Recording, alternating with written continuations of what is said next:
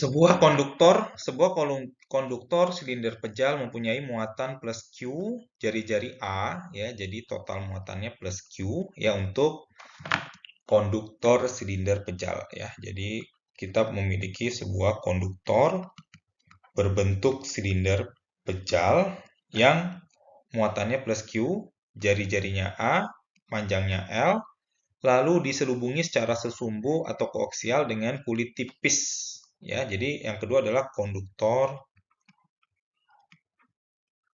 kulit tipis yang nilai muatannya negatif Q, jari-jarinya B, panjangnya juga sama L ya. Jadi panjang jauh lebih besar daripada A dan panjang juga jauh lebih besar daripada B gitu ya.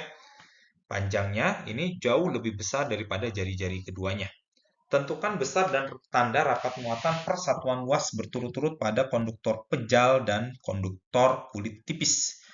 Maka di sini kita punya sigma ya. Sigma dari konduktor pejal ya, itu sama dengan muatan dibagi area. Maka muatannya plus Q, areanya adalah area dari kulit pejalnya ya, atau konduktor pejalnya. Area permukaan adalah sama dengan keliling 2πA ya, 2πA dikalikan dengan panjangnya L ya. Jadi 2πAL. Kemudian kalau untuk silinder kulit konduktor ya, KK kulit konduktor, berarti muatan sama per area. Muatannya adalah negatif Q, areanya adalah 2πB ya, ini keliling gitu ya, keliling lingkaran dikalikan panjang L gitu ya. Kemudian pada soalan B, ini soal A, lalu kita masuk ke soal B. Dengan menggunakan hukum Gauss. Apa itu Gauss? Hukum Gauss adalah integral EdA. Ya, jadi total flux yang menembus suatu bidang berbanding lurus dengan muatan yang dilingkupi oleh permukaan Gauss. Q enclosed per epsilon 0.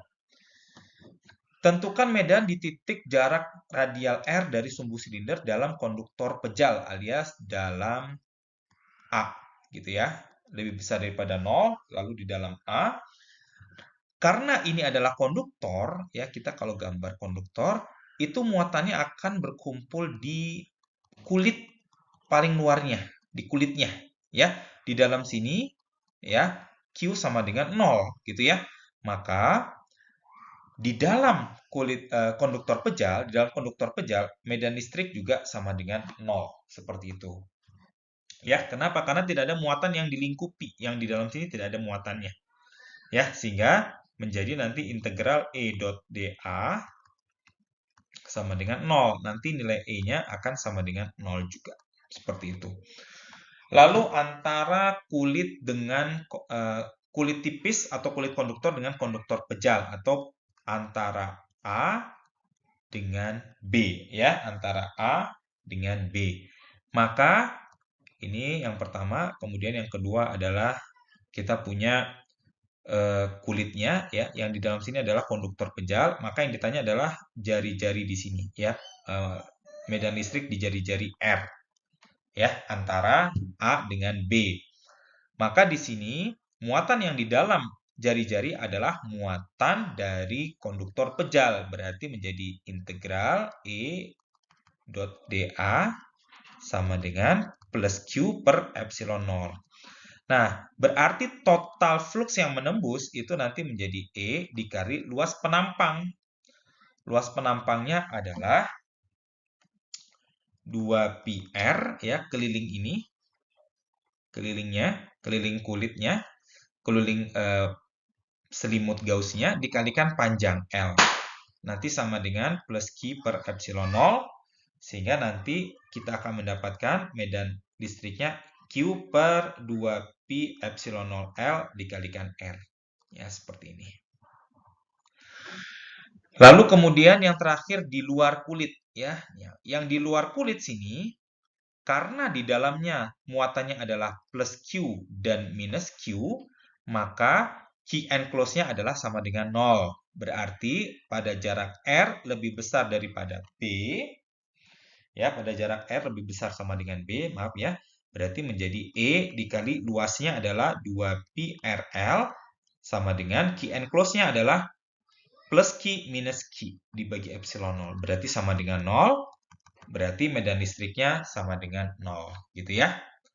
Berarti kalau kita simpulkan antara 0 sampai A, medan listriknya 0. Antara A sampai B, medan listrik sama dengan Q per 2pi epsilon 0 R. Ya. Sorry, maaf. Ini dikalikan L juga ya. Dikalikan L di sini. Kemudian pada R lebih besar daripada B, lebih besar sama dengan B, maka E juga nilainya sama dengan 0.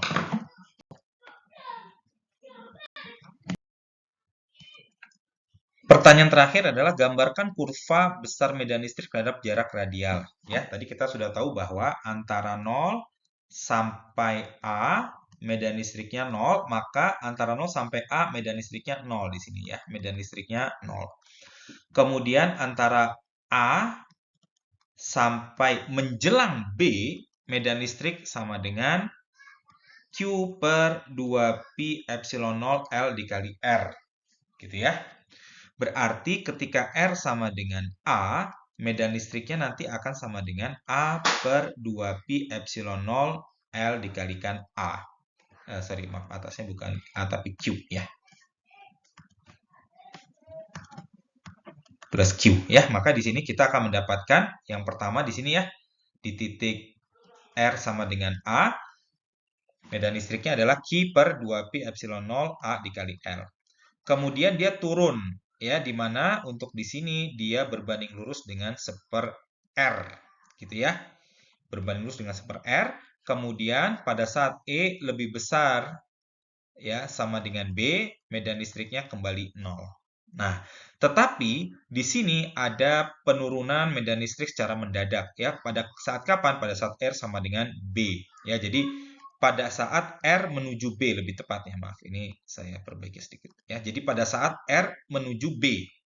Ketika R menuju B tetapi belum menyentuh kulit B, maka medan listriknya sesaatnya adalah Q per 2pi epsilon 0 dikalikan L dikali jari-jari. Jari-jarinya adalah mendekati B.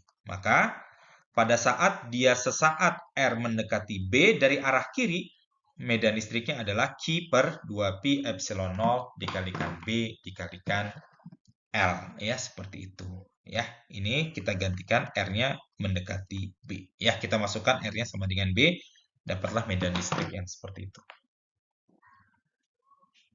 Ya, kita dapatkan medan listrik Q per 2pi epsilon 0 dikalikan B dikalikan L untuk R mendekati B. Lalu pada saat R sama dengan A, E medan listrik sama dengan Q per 2pi epsilon 0 dikalikan A dikalikan L.